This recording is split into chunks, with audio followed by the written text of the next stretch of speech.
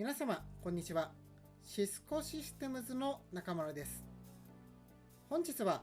15分でわかるセキュアファイアウォールアップグレード方法をご紹介いたします。アップグレードには様々なメリットがございます。例えば新機能や機能改善によりより便利になったりとか、不具合や脆弱性の修正によりより安定化したりとか、またサポート期間が延長されるメリットもございます。システムを長期間運用していく上では定期的なアップグレードは欠かすことができません。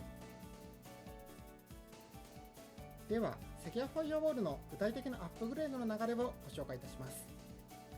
まず丸1番、計画です。アップグレード先バージョンやアップグレードに必要な時間を確認します。次に丸2、事前作業。ファイルアップロードや対象機器のアップグレード準備状況を確認します。最後に丸3、FMC と FTD のアップグレードです。今回は FMC1 台で FTD 冗長構成を管理するオーソドックスな構成でデモをご紹介いたします。なお、FMC の冗長構成や FirePower4100、9300シリーズを利用時は追加の手順が必要です。詳しくは当動画の説明欄を参照ください。では、丸1、計画について詳しく見ていきましょう。まず、計画で一番大事なことは、アップグレード先を決めることです。ポイントは3つ。セキュアファイアウォールは通常4世代先まで一度にアップグレードが可能です。例えば、現在 6.4 系を利用している場合は、7.0 系に1回でアップグレードができます。なお、2桁目が奇数のリリースは新機能お試し用の短期サポートリリースですのでご利用は避けましょう。次に星マーク付きのサジェスティドリリースが安定した推奨バージョンです。バージョン設定に迷ったらこちらのサジェスティドをですね、ぜひ利用するようにしてください。最後にアップグレード先のバージョンのリリースノートを確認しましょう。新機能や修正された不具合、制限事項、アップグレード方法詳細などを確認することができます。次におおよそのアップグレードに必要な時間を見積もります。1台あたりの必要な時間は FMC が1時間、FTD が30分が目安です。次に FTD が冗長構成の場合はほぼ通信影響なしにアップグレードが可能です。ただしFTD のアップグレードは通信影響が発生する可能性もありますので、深夜やお昼時などメンテナンスタイムに実施がおすすめです。最後に十分余裕のある時間の確保をしましょう。設定量や負荷状況、モデルの CPU 処理性能などにより実時間は前後するほか、アップグレード後の設定デプロイの時間も必要です。ですので当初の見積もりよりも時間が延びることがあります。例えば見積もりの2倍の時間を確保するとより安全でしょう。こちらは FMC 管理の FTD 冗長構成のアップグレード時間の見積もり例です。バージョン 6.6 から 7.2 に上げる場合、FMC に1時間、FTD 冗長に1時間、合計2時間見積もっています。余裕を持ってこの例の場合は倍の4時間をですね、設定していただくと安全かと思います。次に丸2、事前作業について詳しくご紹介いたします。アップグレードの実作業前にするべきチェック項目は5つあります。上から順に見ていきましょう。まず、ヘルスエラーや残タスクがないことを確認します。画面右上のノーティフィケーションズアイコンから確認可能です。次に稼働している FMC と FTD のバックアップを取得します。システムのバックアップリストから取得が可能です。FMC と FTD のバックアップファイルを取得しましょう。次にアップグレードに必要なディスク空き容量があるか確認します。FMC は BAR もしくはボリュームパーティションに 25GB、FTD はイニシファイアウォールパーティションに 10GB の空き容量があると安全です。詳細な値はリリースノートを参照してください。ディスクの空き容量は GUI から簡単に確認ができます。モニタリングのスタティスティックスから対象のデバイスを選択し、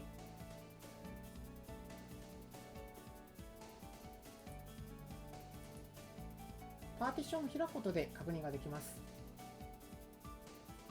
次に FMC と FTD のアップグレード用ファイルのダウンロードと FMC へのアップロードを行います。まずダウンロードソフトウェアにアクセスし、Firewall Management Center のアップグレードファイルをダウンロードします。同様の手順で FTD のアップグレードファイルもダウンロードしてください。次にダウンロードしたファイルの FMC へのアップロードを行います。アップデートからアップロードアップデートボタンをクリックして、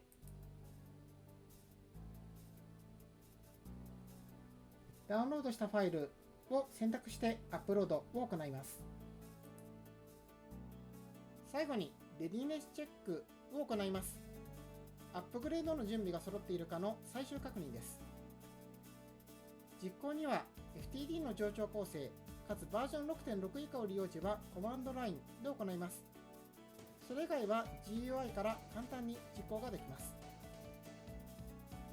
FTD のレディネスチェックは FMC アップグレード後に可能です。FMC の GUI からレディネスチェックの実行例です。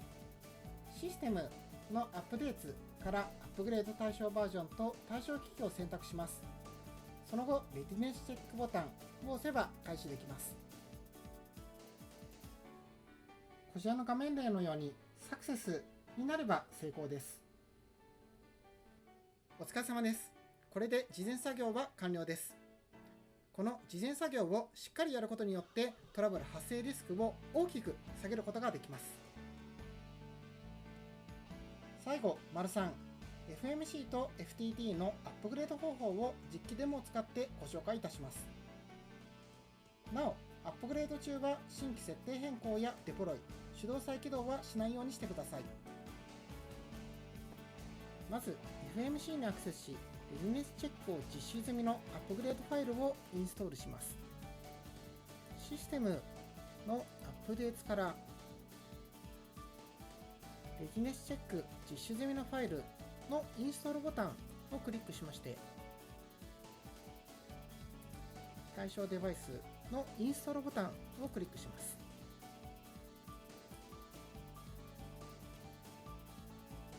アップグレードを開始してからしばらくしますと FMC にアクセスができるようになります。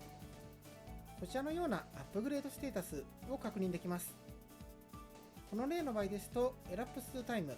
開始してから約17分が、および残りの時間が約22分であることを確認できます。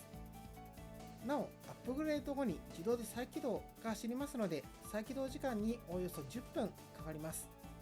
ですので、残り時間は約32分であることがわかります。アップグレード完了後、ユーザーアグリーメントを求められることがありますので、アセプトを押してから、まず、ノーティフィケーションからヘルスやタスクが問題ないことを確認し、その後、ヘルプから該当のバージョンにアップしているか確認してみます。この例の場合ですと 7.2.2 に正常に上がっていることを確認できます。その後、デプロイから最新設定を FTD デバイスに適用してください。この際、通信影響が発生する可能性がございます。FMC のアップグレードに成功したら、FTD のアップグレードにする前に FTD のレディネスチェックを行いましょう。まず FTD のアップグレードファイルのプッシュが必要です。システムのアップデートから FTD 用のアップグレードファイルのプッシュボタンをクリックしまして、対象の FTD にファイルをプッシュします。アップグレードファイルのプッシュが成功後、インストールボタンをクリックします。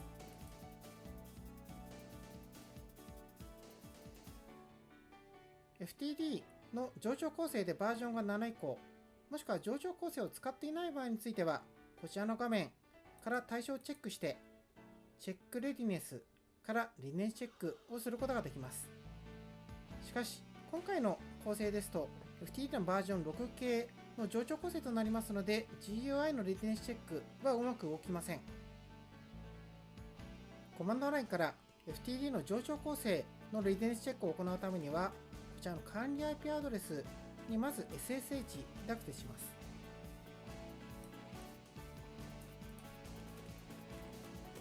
まずエキスパートコマンドを打っていただいてから、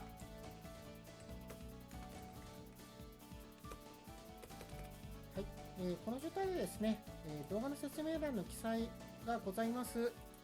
リネスチェックの実行コマンドを実行いたします。これでですね、リネスチェックが実行された状態です。現在バックグラウンドでですね、レジネスチェックが実行されてますので、この状態でですね、5分ほどお待ちください。5分ほど経過後、スクリプトのログを確認します。スクリプトのログの確認方法も動画の説明欄を確認してください。実行してみます。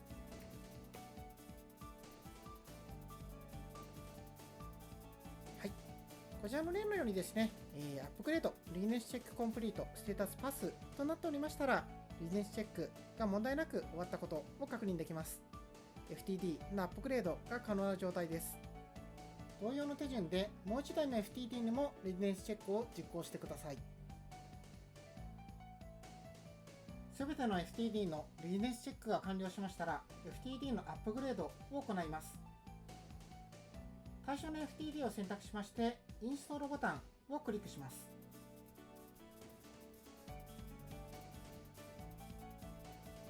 FTD のアップグレード状況はタスクスから確認ができます。ノーティフィケーションズのタスクスのビューディテールスをクリックしていただきますと FTD のアップグレード状況わかります。この例の場合ですと FTD のセカンダリーがアップグレード中であり約 14% 完了し残り時間が約12分であることがわかります。仮に FTD のセカンダリースタンバイ機のですねアップグレードが終わりますと自動でアクティブスタンバイ切り替えが発生し次はプライマリー機のアップグレードが自動で始まります。このアクティブスタンバイの自動切り替え時に瞬断が発生する恐れがございます。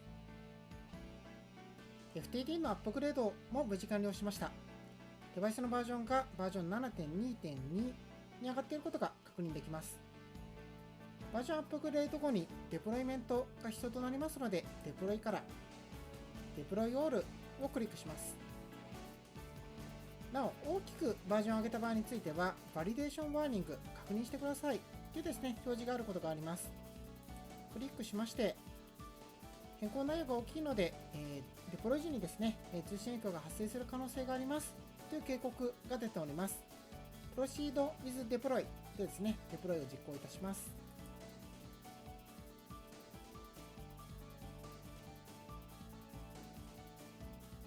はい、ポリシーのデプロイも完全に終わりました。これでアップグレードは完了です。こちらは事前に見積もった時間と今回のデモで実際にかかった時間の比較です。実時間の方を見ていただきますと、総時間は2時間20分と見積もりの時間の2割増しで終わりました。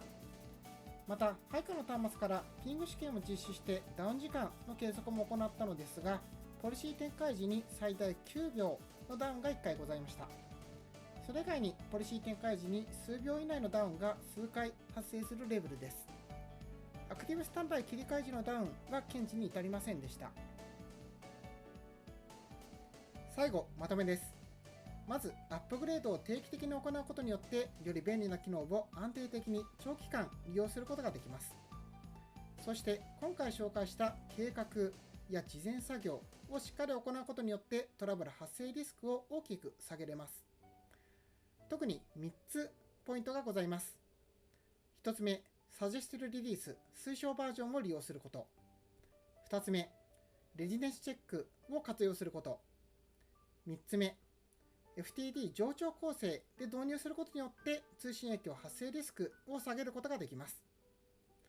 最新のバージョンを活用し、より良いセキュアファイアウォールライフをお楽しみください。ご視聴ありがとうございました。今後も役立つコンテンツを継続投稿していきたいと思いますので、ぜひ高評価やチャンネル登録していただけますと嬉しいです。ではまた次の動画でお会いいたしましょう。